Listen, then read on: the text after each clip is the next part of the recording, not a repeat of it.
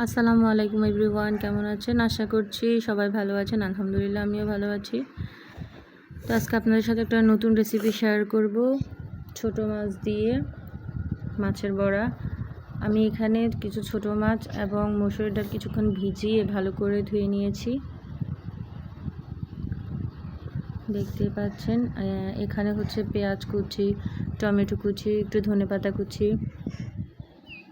আর আমি গাছ থেকে কিছু কাঁচামরিচ এনেছি, বেশি না, 4-5টা কাঁচামরিচ, ছোটো ছোটো কাঁচামরিচ। এগুলো দিয়ে সবগুলো একসাথে ব্লেন্ডার করে নেব।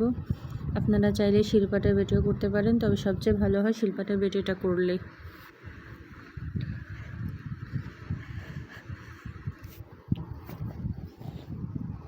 আসলে একবার করে আপনারা ট্রাই করে দেখবেন, খেতে কিন্তু অনেক মজা হয়। আসলে এই রেসিপিটা আগে আমার আম্মু করতো, আমাদের খুবই ভালো লাগতো। এই মাছের বড়াটার সাথে হচ্ছে আমাদের মসুর ডাল, যেটা আমাদের খুবই প্রিয় ছিল, এখনও আছে। তো আমার দেখুন এখানে ব্লেন্ড করা শেষ। আমি একে একে ধনিয়া গুঁড়া,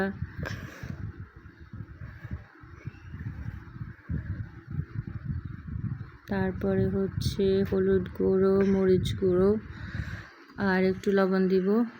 দেখতে থাকুন একে একে। আপনারা আপনাদের বেটার অনুযায়ী মশলাগুলো অ্যাড করবেন। আমার এখানে যতগুলো পরিমাণ আছে আমি সেই অনুযায়ী অ্যাড করেছি।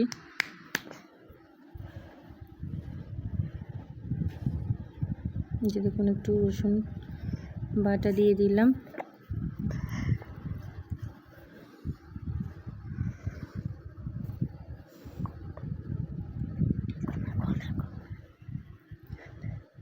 সবগুলো মশলা অ্যাড করে আমি ভালো করে মেখে নিচ্ছি।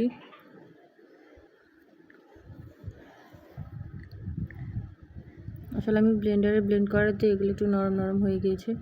যদি শিলপাটায় বাটা হয় তাহলে কিন্তু অনেক ভালো হয়, পারফেক্টভাবে হয় একদম।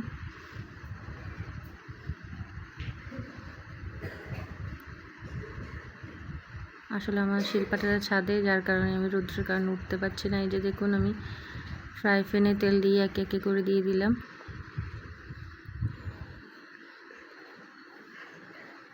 এগুলো এক পাশ হয়ে আসলে উল্টিয়ে দিবেন।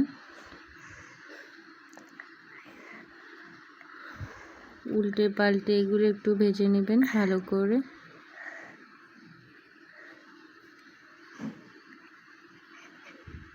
ভিতরে যাতে কাঁচা না থাকে এর জন্য চুলার আগুনটা একদম লোতে রাখবেন।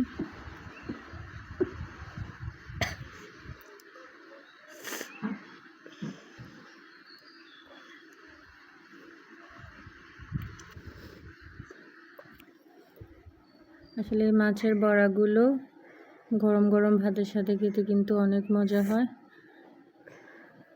তো আমি যখন এই বড়াগুলো বানিয়ে রেখেছিলাম, আমার শাশুড়ি মা জিজ্ঞেস করছিল যে এগুলো কী। আমি বললাম যে মাছের বড়া।